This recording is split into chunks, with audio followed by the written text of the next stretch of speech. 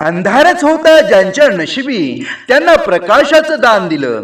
अंधारच होता ज्यांच्या नशिबी त्यांना प्रकाशाचं दान दिलं. तुमचे मानावे किती उपकार बाबासाहेब, तुम्हीच देशाला संविधान दिलं, तुम्हीच देशाला संविधान दिलं.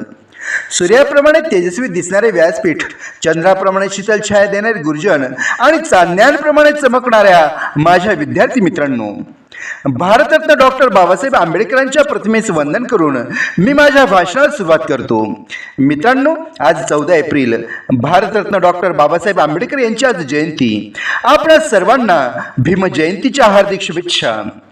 डॉक्टर बाबासाहेब आंबेडकर यांचा जन्म 14 एप्रिल 1891 रोजी मध्य प्रदेशातील महू या गावी झाला. त्यांच्या वडिलांचे नाव रामजी तर आईचे नाव भीमाबाई होते. मित्रांनो, डॉक्टर बाबासाहेब आंबेडकर हे लहानपणापासूनच खूप हुशार होते. त्यांना वाचनाची फार आवड होती. आंबेडकरांना वाचनाचा छंद लागला तो त्यांच्या वडिलांमुळे. तो वाचनाचा छंद भारतीय संविधान निर्मितीच्या आसमंत ठरला यात तीळमात्र शंका नाही.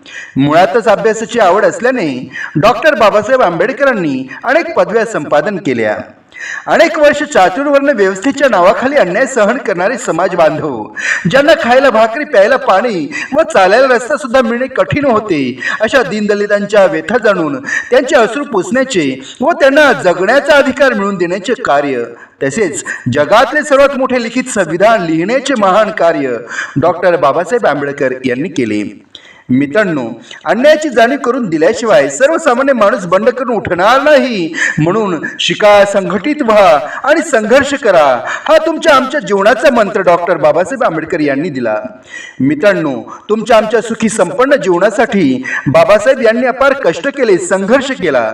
बाबासाहेब यांचा देह झिजला म्हणून तुमचा आमचा देह सजला, हे लक्षात ठेवा. शेतकरी, कष्टकरी, कामगार, दीनदलित यांना बाबासाहेब यांनी जागृत केलं. त्यांना स्वतःच्या हक्काची, बुद्धीची, शक्तीची जाणीव करून दिली. बाबासाहेब यांचे कार्य, कर्तृत्व, नेतृत्व हे हिमालयाच्या उंचीचे आहे. सह्याद्री एवढे बुलंद बलाढ्य आहे. त्यांची झुंज, त्यांचा लढा फार मोठा आहे. म्हणूनच सरकारी कार्यालयात ज्यांचा फोटो हमखास दिसतो असे एकच विश्वरत्न होऊन गेले, ते म्हणजे डॉक्टर बाबासाहेब आंबेडकर. शेवटी मी एवढेच म्हणेन की आले किती गेले किती उडून गेले भरारा, आले किती गेले किती उडून गेले भरारा, संपला नाही आणि संपणार नाही माझ्या भीमाचा दरारा, माझ्या भीमाचा दरारा.